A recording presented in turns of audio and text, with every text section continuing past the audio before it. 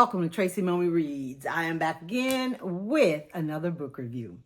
Today, I am going to be talking about the long-awaited sequel to Killers of a Certain Age, which is Kills Well with Others.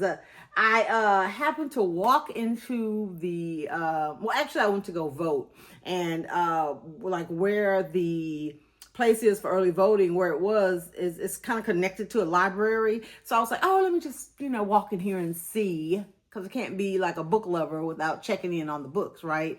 And they had so many of these on the shelf, because I think at the end of the month, they're going to be hosting a book club at the library, which fingers crossed I'm able to go. So yeah, this is Kills Well with Others by Deanna Raybourn, which is the sequel to this one, Killers of a Certain Age, which was one of my favorite books of, I think it was 2023. Not a big fan of series, as you all well know. However, because I enjoyed that book so much, I was looking forward to, catching up with the ladies. And before I even get started, I will tell you, we can be done with the second book. I feel like it's probably going to become a series, because I guess the author could probably just go on, but I think I'm good on it. At this point. But just in case you don't remember or you haven't read either of the books, let me just give you a quick refresher. So in the first book, Killers of a Certain Age, we meet these four women that are like retirement age, and they have retired from their jobs as assassins for a covert government agency, okay?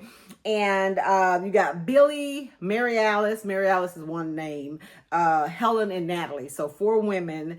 They were at the top of their game. They did a lot of, they infiltrated things. And, let's say if it was, because one of the biggest scenes in the first book, they were on an airplane. So they were, disguised as flight attendants, or back then they called them stewardesses. They aren't like, oh, go to a perch and take somebody out. No, they actually, are face to face with people sometimes when these things happen, and they use various methods, right? So in the first book, they had come to the end of their, illustrious 30-year career, or however long they had been. I think it was more than that, because they all started when they were in their 20s, and they were like in their 50s, headed towards 60, in the last book. Basically what happened was they were like on a cruise talking about, the next chapter in their lives and what they all were going to do. And they find out that they had been lured there, because I think they all got this thing, hey, in celebration of your retirement, here's a, all expense paid trip, on this boat or whatever. Somebody was trying to kill them, right? They wanted them gone.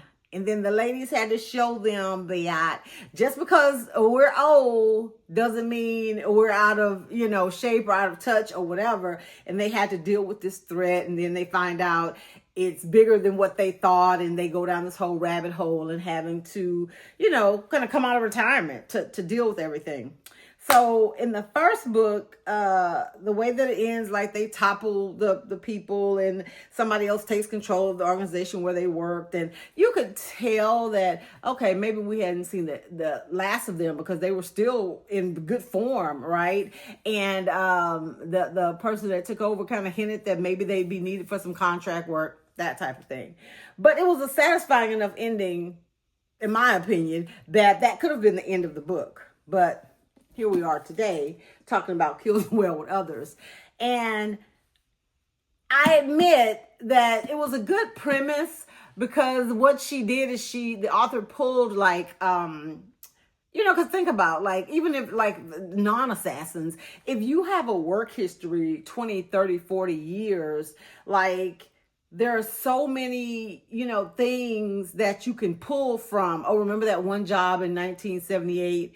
Oh, that job that went wrong in 1988 or 92 or whatever. And comes to find out, somebody is hunting them again due to a job that they did back when they were all still active, right? So that's what the ladies are doing this time. Again, trying to thwart an effort to unalive them. And what was really clever in this particular book was that the author, and I think in the first book she may have done the same thing. Yeah, she did the same thing in the first book, but I guess because we were getting more of an introduction to the ladies, she gave us, past and present tense chapters showing, just how maybe deadly or lethal they were when they were younger and when they were first starting out. Well, in this book, she just gives us some like backstory again, but it's all connected. And that's why I think the premise was so well done, because it all made sense. We go back to this job that they were all working on, and then you learn how something that happened on that job is the reason why they're being hunted present day. And even another job that you wouldn't have thought was related to it, it's related to it, so that at the end you get like these full circle moments. Just like I said in the first book, now I will say, being a woman of a certain age, I'm 55, and mentally, even though, sometimes the brain fog creeps in, and maybe you're like, searching for a word, you can't remember the name of that song or that movie or that person or whatever. But as far as like, wittiness and quickness and thoughts and how I feel like mentally, I feel a spry 32, 33 on a good day, most days. And even physically, knock on wood.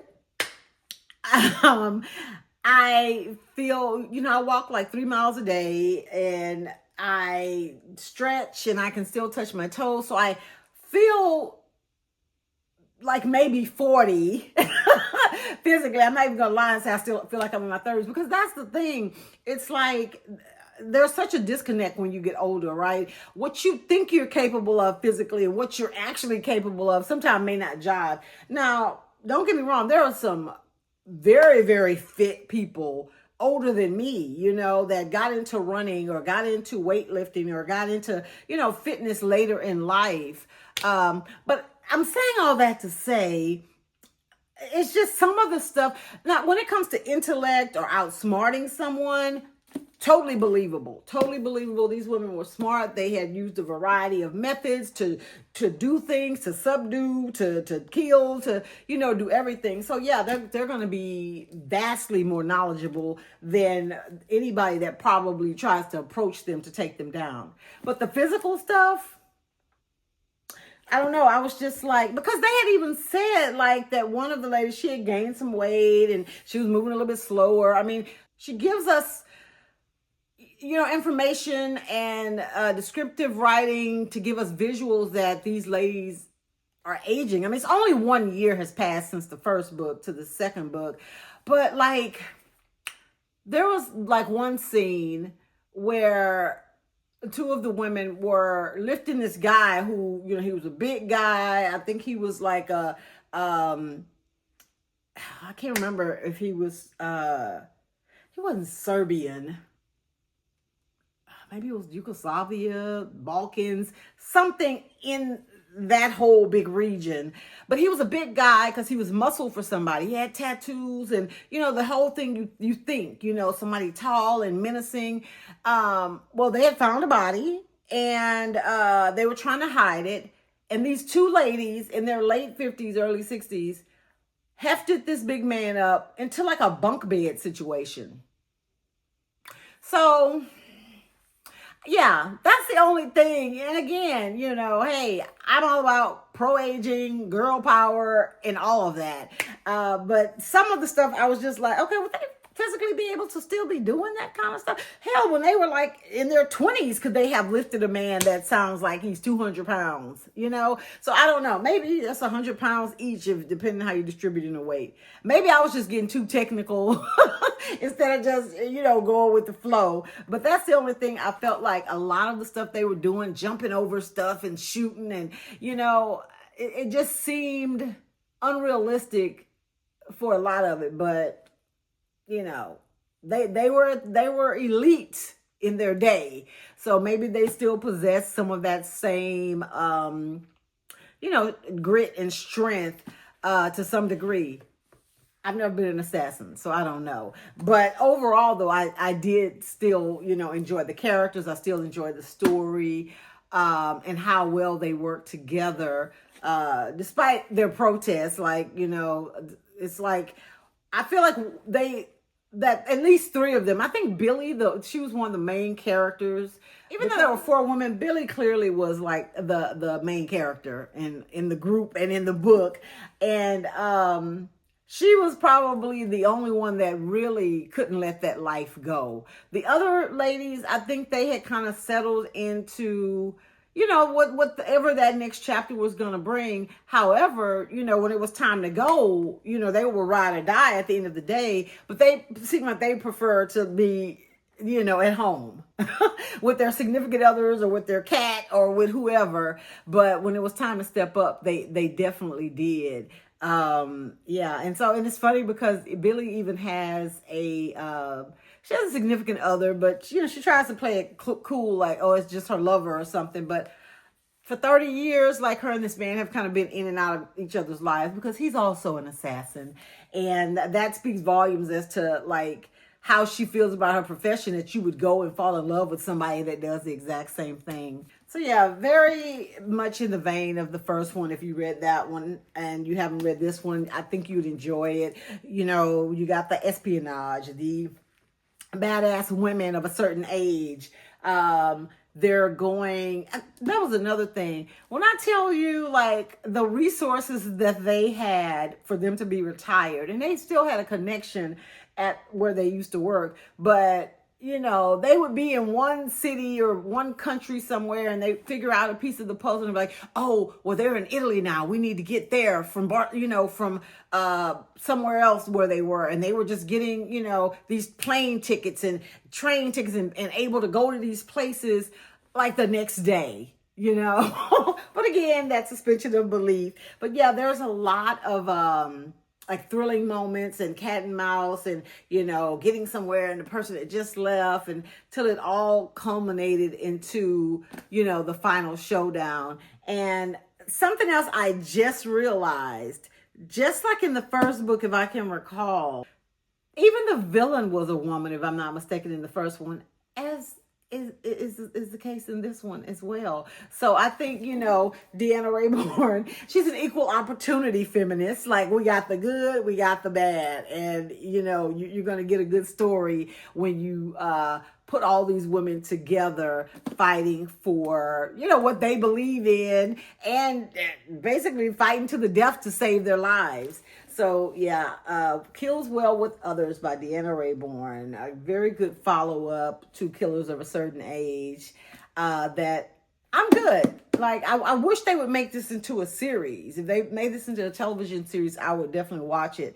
But, the book would have to be, something just otherworldly and out of this world for me to do this again, to do a third book. I'm good with the two. The duet is good enough for me.